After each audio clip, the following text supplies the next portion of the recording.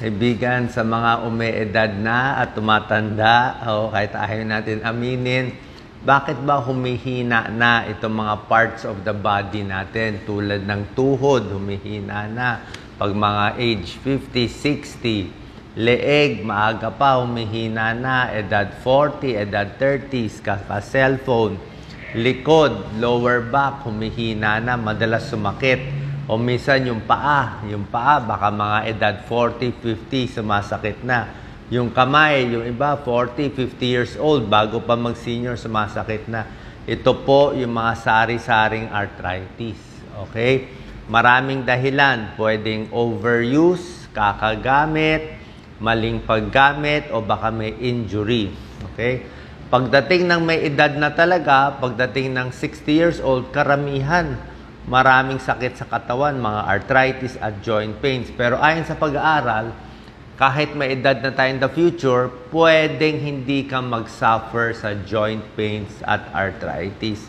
Pwede maiwasan kung mag-iingat na tayo habang maaga pa. Dalawang klase ng arthritis. Yung unang arthritis, yung tinatawag na osteoarthritis. Osteoarthritis, ito yung wear and tear ng katawan, yung kakagamit, kakalakad na malayo sa mga nagwo-work, manual work, 'di ba? Nangyayari sa tuhod natin, sa joints natin sa paa. Ito palagay natin, ito yung buto natin, may cartilage yan, may balot, parang sa bulalo, 'di ba? May balot na parang plastic. Tapos sa gitna niyan may tubig pa yan, synovial fluid, para hindi siya magdikit, para maganda yung galaw ng joints natin. Pag tumatanda, pag overuse, baka na sobrang buhat, na sobrang trabaho, na sobrang piga, ito yung cartilage, numinipis. Sa osteoarthritis, numinipis siya. So, lumalapit itong dalawang buto. At yung tubig sa gitna, synovial fluid, minsan, nadi-dehydrate, ayaw minom ng tubig, o hindi na healthy, dumidikit yan. Pag dumikit yung buto sa buto, tapos naglalakad ka, sobrang sakit yan. Mapapaiyak ka sa sakit. Kaya anong gagawin pag nagdikit na? Yung iba may ini-inject, yung iba inooperahan na, may mga knee replacement. Kaya bago tayo umabot dun sa pagkasira, meron tayong tips, 10 tips para makaiwas. Okay? Kung bata pa kayo, makinig na kayo dito para makaiwas pa. Another arthritis na common din ay yung rheumatoid arthritis. Sa rheumatoid arthritis, ito po, autoimmune disease. Ibig sabihin, yung katawan natin nagpo-produce ng mga chemical laban sa sarili nating katawan. Mga antibodies, laban sa sarili nating katawan. Ito, mas bata, tinatamaan ng rheumatoid arthritis. Baka edad 30s, 40s na babae, may lagnat muna. Tsaka yung mga joints niya, namumula, mainit, namumula, may maga. So ito pinapatingin sa mga rheumatologist, may mga ibang gamot. Pero ending ay swollen joints pa rin. May mga joint na weak points natin, mahina, like tuhod. Ang tuhod kasi talagang natatagtag yan. Yung lower back, lagi tayo nakaupo, nakatayo. Yung leeg, pag tumatanda, talaga, humihina yung leeg. Yung shoulder, di ba? Yung paa, kakalakad, lalo na yung kamay. Diba? Kakapihit, kakaikot, kakalaba. Kamay talaga nai-injure sa atin. Kaya nga pag tumatanda, nasisira yung kamay, lalo na sa may edad.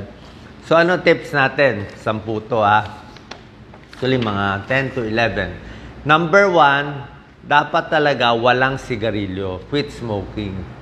Kung naninigarilyo kayo, mas lalala yung arthritis, yung sakit, yung kirot, mas masisira yung mga joints. So, common sense yan. Number 2, kailangan magpapayat. Kailangan tama lang ang timbang. Nakita nyo, pag overweight ang isang tao, overweight ka 20 pounds, 10 pounds, makita mo yung tuhod niya, tabingi ang lakad. Diba? Paano ang bigat eh? Just imagine kung overweight ka ng 20 pounds, itong silya, baka 20 pounds din to. So, parang itong silya, nakadagan, nakabuhat sa likod mo, itong 20 pounds, kahit saan ka maglakad. Parang ganun. Pero hindi silya, dala mo yung taba at yung fats at yung mga tubig. So, dala-dala mo yan. Hirap na hirap ang tuhod, masisira. Kung meron kang dagdag na 10 pounds na overweight, yung pressure sa tuhod, hindi lang daw 10 pounds eh. Kasi yung tuhod natin, very complex siya. Yung pressure sa tuhod, ang 10 pounds overweight, parang 4 times or 40 pounds ang bigat na binibigay sa tuhod. Ganun kagrabe. So, hirap siya talaga. So, lose weight talaga. Number 3, kailangan mag-exercise. Okay? Yung exercise, dapat po yung tamang exercise. Ano yung tama? Huwag sobra konti ang exercise. Huwag din sobra dami ang exercise. Gitna lang. Palagay natin sa walking, di ba? Walking, sabi na iba, 10,000 steps. Depende. Kung may edad na kayo, pag senior, kahit 4,000, 5,000 steps, pwede na. Kung bata pa, siguro 10,000 steps, kaya. Pero kung gusto mo ng 15,000, 20,000 steps, kaya ng iba. Pero pag hindi ka sanay, baka lalo masira din yung tuhod mo. Kakalakad. Yung iba na over-jogging, nagte-treadmill 8 oras sa isang araw, napudpud din yung tuhod. Diba? Sobra eh. Kahit anong bagay, sobra masama. Pag kulang sa exercise, wala ding galaw, hihina yung muscle, lalambot, masisira din yung tuhod. So, kailangan tama lang. Okay? Sakto lang. Kaya nga sabi ko, mga 4,000, 5,000 steps. Pag senior, sa kabataan, minsan 7,000, minsan 10,000, may araw pahinga.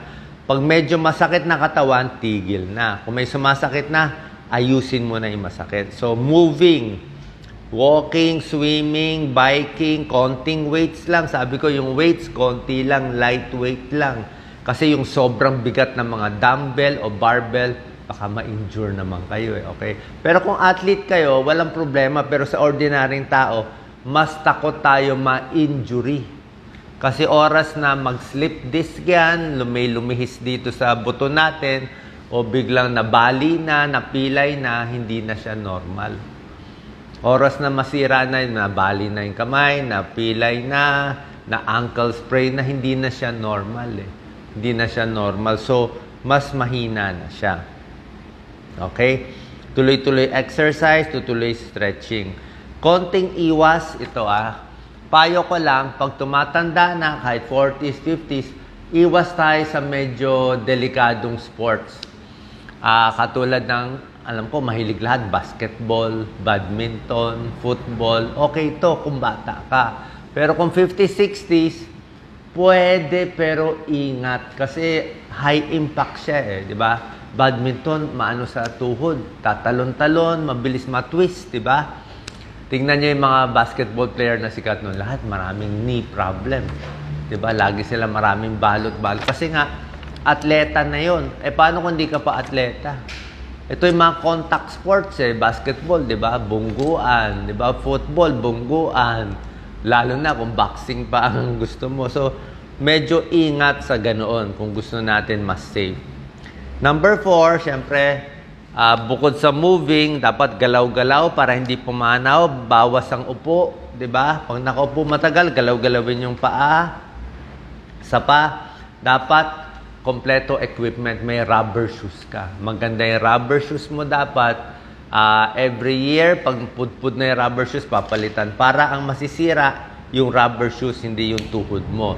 Check ang paa, check ang tuhod. Sabi ko nga, konti-konti, dahan-dahan ng exercise. Number 5, iwas sa mga matatamis. Lahat ng matatamis. Iced tea, soft drinks, energy drinks, kahit yung mga sports drinks, kung hindi nyo naman kailangan. Kasi calories yan, tataba. Pag tumaba kayo, mas bibigat, masama sa tuhod, di ba? So, bawas sa matatamis. At number 5 din tip ko, uminom ng maraming tubig. 8 to 10 glasses of fluid or water. Kasi nga, ang joints natin, synovial fluid, may tubig yan eh. So, may special tubig yan na lubrication. Meron siyang parang oil, gas, langis para dumulas yung joints natin. Pag wala ka iniinom na tubig, walang langis yun. O, paano na yan? Diba? Minimum tubig. Kaya pag ang tubig nyo, 3 baso lang, ang dilaw-dilaw na ihi, hindi po pwede yun. Number 6, pag tumatanda, healthy food pero konti. Mas matanda, mas konti na lang kakainin natin. Baka 1,500 calories na lang. Kasi nga, mabagal na metabolism. So, pag mabagal metabolism, mas bawasan yung pagkain, pero damihan yung protina. So, kung dati ang kain natin, 2 platong kanin, tapos 1 pirasong manok, konting gulay. Ngayon gawin natin, bawasan yung kanin. 1 cup rice o wala pang 1 cup. Yung protina, pwede pa rin 1 pirasong chicken o pwede gawin mo 2. Mas damihan mo yung protina, bawasan konti yung carbo tsaka maraming gulay. Para at least protein kasi kailangan ng may edad for muscle. Kasi humihina ang muscle pag may edad. Number 7, matulog ng sapat. Okay? Kompleto ang tulog, mas hindi masakit ang arthritis. Number 8 tip, magugulat kayo, be happy lang. Bawas stress, be happy. Huwag ka lang magpapaka-stress, mas relax ka lang, mababawasan sakit ng katawan. Pag karamihan ng mga joint pain, ito sa leeg, ito sa likod, ito sa tuhod, stress po yan.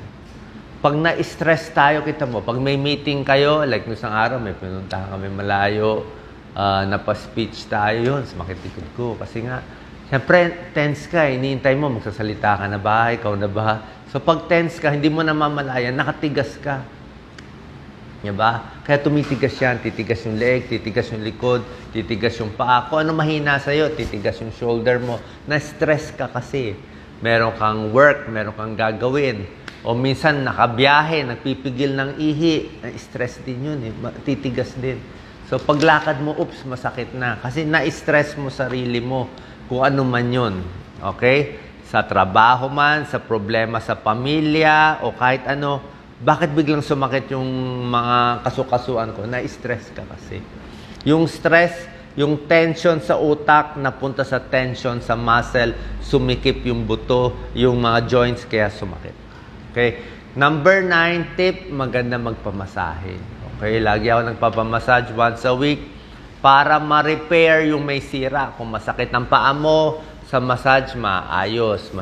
Or kundi self-massage. Meron yan mga knots, knots, K-N-O-T-S, yung mga buhol-buhol sa Tagalog, ano yan, lamig. May mga lamig, tunay ang lamig, may mga lamig. Ako, may lamig ako dito, lagi ang bilog ko. Ako, naririnig nyo, tumutunog siya. Yan. May bilog siya doon. Yan. Kasi dati ng bata ako, nakatabing ako. Yan. So, kanya-kanyang lugar. Ako, yung lamig ko dito, malaki. Yung iba, may lamig sa likod, dito sa may baba. So, pag mayroong parang bulitas dyan, galaw-galawin mo. Okay? Muscle yun na dumikit. Kailangan niluluwag. Yun ang parts na mahina ka. So, pwede mag-invest sa nagmamassage o may kakilala kayo o kundi palitan na lang kayo ng massage. Pero moderate massage lang doon sa mga muscle. Dapat marunong kasi oras na, let's say masakit dito, oras na lumambot na yung muscle after 5-10 minutes, tama na. Pag lumambot na, stretch mo na. Stretch mo na siya. Stretch mo na siya. Sa paa, ganun din. Sa likod, ganun din. Meron tayong mga videos dyan. And number 10, syempre dapat ligtas sa bahay. Safety tips, huwag madudulas, huwag babagsak, huwag mahihip fracture. Yan. Tapos gagamutin din yung mga chronic disease, yung mga high blood, diabetes. Kailangan makontrol din yan na sa tulong ng iyong doktor. Meron pang other treatment, yung mga pain reliever, hindi ko pinapayo. Diba, sabi ko nga sa inyo, hindi ako mahilig magreseta ng pain reliever unless kailangan. Mas gusto ko nga, masahe lang, hot pack lang, pwede na. Physical therapy.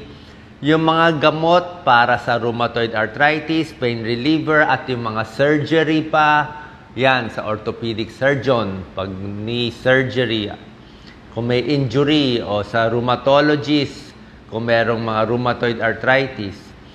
Sa vitamins and minerals, isang multivitamin, pwede na. Calcium, kailangan nyo calcium. Kailangan nyo vitamin D. D as in dog sa buto.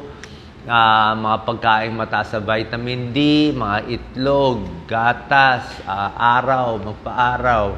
Calcium sa isda, sa gatas din yan. Or mga Yung mga vitamins and minerals, pwede rin. Fish oil, pwede rin. Omega-3 fatty acids, may tulong din. Yung iba, nabibigyan ng glucosamine, chondroitin. May konting pag-aaral, nasa sa inyo, paalam nyo muna doon sa doktor nyo. Kasi glucosamine, may glucose din to eh. So, yung mga may diabetes, dapat nakabantay din yung sugar. Meron pa ibang treatment, mga acupuncture, alternative therapy. Pwede nyo rin naman po itry. Pero basically, galaw-galaw, basta pag sumakit, kailangan moving. Walking, minimum. Pinakatip ko lang, hinay-hinay, galaw-galaw yung katawan. Mas gumagalaw, mas maganda, mas nagagamit natin. Use it or lose it eh. Pag di mo na ginagamit yung katawan mo, hindi ka na makakagalaw. Marami ako nakikita mga may edad sa mga barangay pag nag-iikot kami. Kahit masakit likod niya, masakit paa niya, nakita ko naglalakad. Lakas ng muscle. So, okay lang yun. Kahit masakit, okay lang. At least matigas yung muscle mo. Ibig sabihin, yung foundation ng katawan malakas. Diba? So, kahit may sakit, kaya pa yun. Mas ayaw ko yung malambot na yung katawan, mahina na, hindi na naglalakad, nakaupo na lang, nakahiga na lang. Yun, mabilis ma-injury. Baga sa foundation, mahina na kasi. So, okay lang maglakad-lakad. Kung may back pain kayo, pahinga lang one day. Pag okay na, lakad-lakad. Ang tao dapat naglalakad, gumagalaw. Parang sa Japan o sa Hong Kong, sa ibang bansa, di ba? Lakad sila ng lakad. Kaya sila mahaba buhay. Okay? Move para kailangan po natin. Sana po nakatulong to. At kung meron mga sintomas, syempre, pa-check up tayo sa